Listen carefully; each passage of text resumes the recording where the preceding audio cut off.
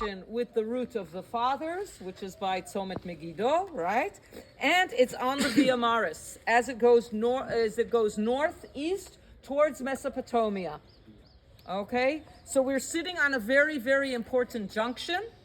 The beginning of the settlement here is the Tel. You see this hill?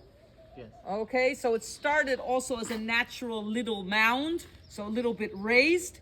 We are in the Beit Shan Valley, which today is called what? We talked about this. What's the name? Emek Mayanot. Emek HaMayanot, the Valley of Springs, which means we have a lot of water here. On the other side of the Tel is Nachal Charod. The Charod River runs behind the Tel, and it's running. Right now it's still running.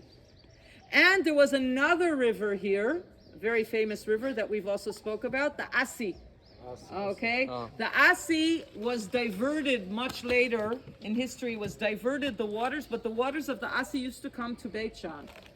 Okay, so we have two rivers, we have a lot of springs, we have wonderful weather and heat, which is great for growing crops, we have good ground, we have agriculture, we have a main road, we have all the conditions for that classic town.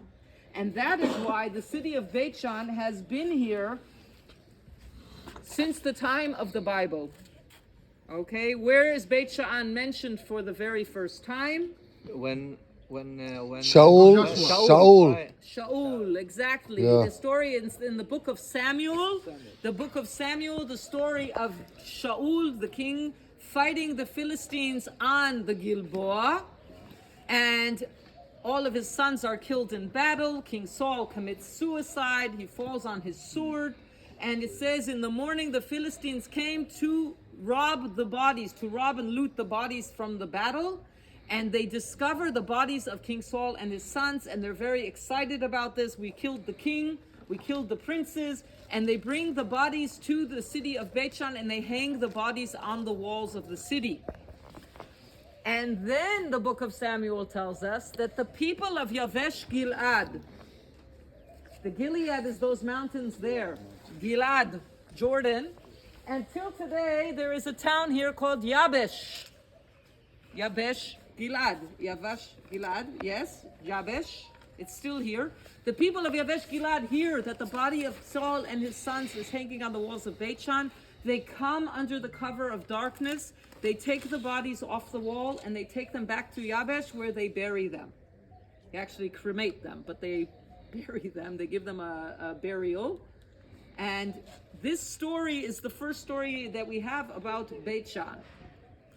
Beit Shan was not conquered in the time of Joshua when the tribes came here. There were a lot of different tribes who did not get to conquer all of their areas, which is why it was a Philistine enclave. Later in the Bible, we know that Beit Shan was under Jewish rule under King Solomon. Probably, we believe that King David, after the defeat of King Saul, and as maybe revenge also for what they did to Saul and his sons, that King David conquered Beit Shan, and it became part of the kingdom of Judea. But this is the big story, is the story of King Saul. And the first archaeologists who come to dig here, they come looking for those walls. And we're talking about the University of Pennsylvania, okay? They come here in the 1920s. They're looking for the walls. Why? They're Christians, and the Bible stories are very, very important to them.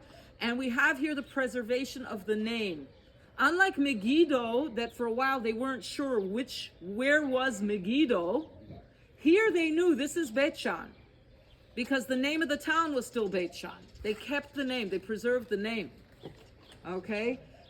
And so they knew this is the Tel, and this is where they dug. And they dug, and they dug, and they dug, and they dug.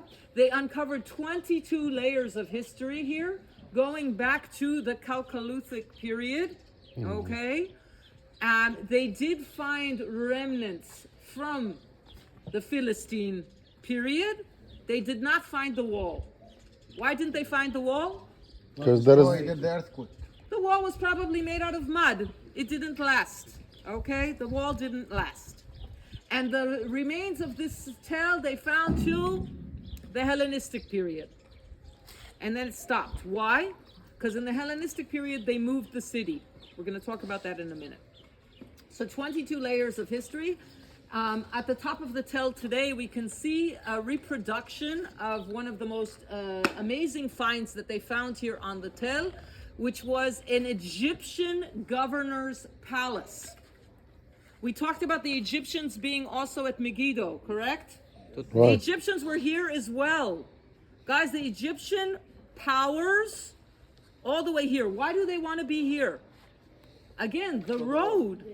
Okay, this is a very important road. It's the route to Mesopotamia, to Babylon, to Assyria. Okay, these are the great kingdoms of old. Egypt is always at war with them. So by watching this road all the way up here, far from Egypt, they can keep an eye on what's happening. So it's very important to the Egyptians. Beit Shan, by the way, is mentioned also in the Kitvei HaMe'arot.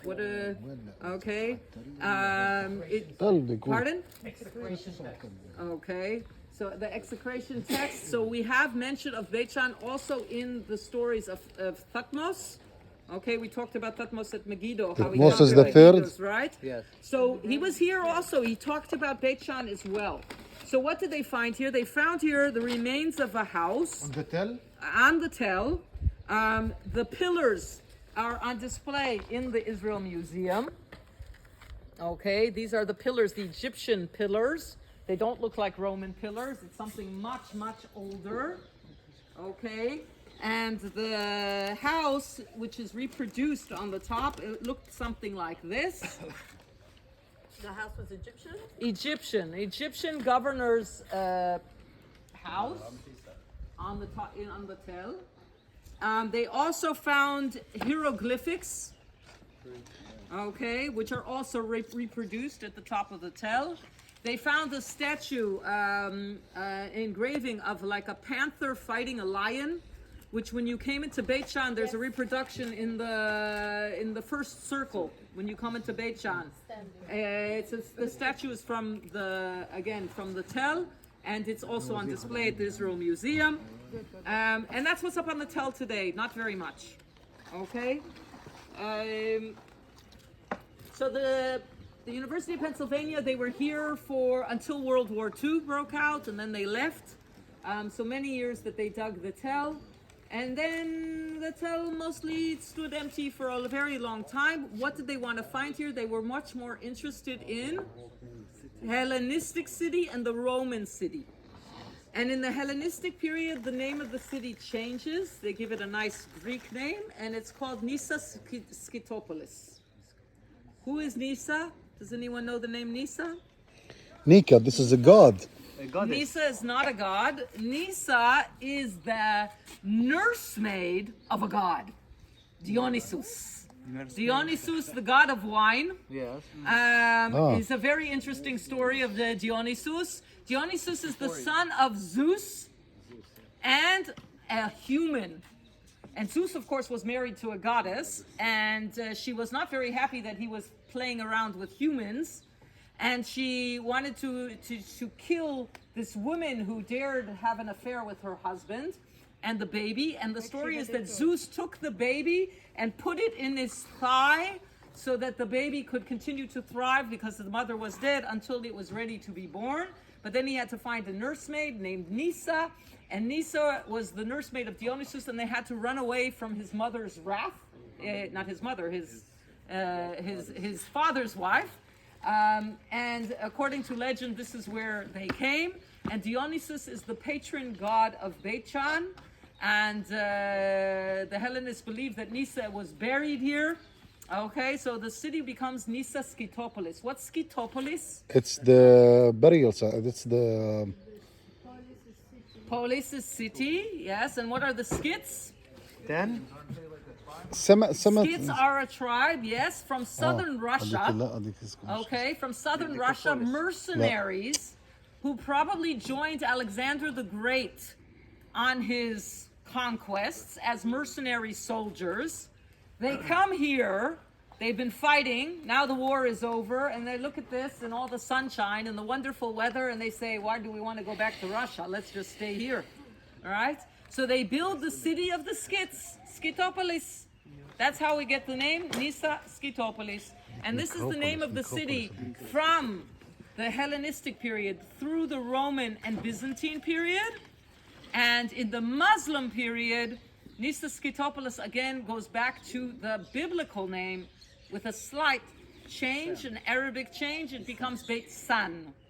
Instead of Beit She'an, Beit San or Beit San. Okay, depending on how you pronounce it.